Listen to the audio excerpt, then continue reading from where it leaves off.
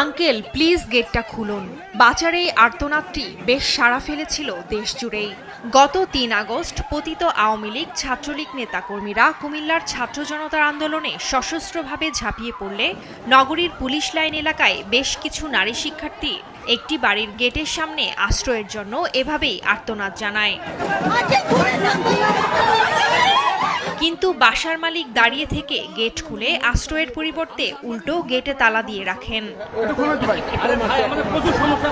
বৈষম্যবিরোধী আন্দোলনে শুরু থেকেই নারী শিক্ষার্থীদের সক্রিয় অংশগ্রহণ ছিল চোখে পড়ার মতো। বিশ্ববিদ্যালয় ছাড়াও আশেপাশের অনেক শিক্ষা প্রতিষ্ঠানের শিক্ষার্থীদের সরব উপস্থিতিতে আন্দোলন দাবানলে রূপ নিয়েছিল সে সময়ে। তখন বিল্ডিং মালিকরা দাঁড়িয়ে থেকেও গেট বন্ধ রাখার বিষয়টি অমানবিক বলছেন জেলা বৈষম্যবিরোধী ছাত্র আন্দোলনের সংগঠকরা। এটা ছিল সবচেয়ে আমার দৃষ্টিতে সবচেয়ে অমানবিক একটা কাজ। এই বিল্ডিংয়ের যে ওনার ছিল বা যারা গেটটা খুলেনি, সামনে যারা দাঁড়িয়ে ছিল, আমি বলবো কি হয়তো ওদের ঘরে কোনো সন্তান নেই। সরব এ আন্দোলনে যোগ দেন শিশুরাও। রাফা নামের ৬ বছর বয়সী এক শিশু মায়ের সাথে যায় আন্দোলনে।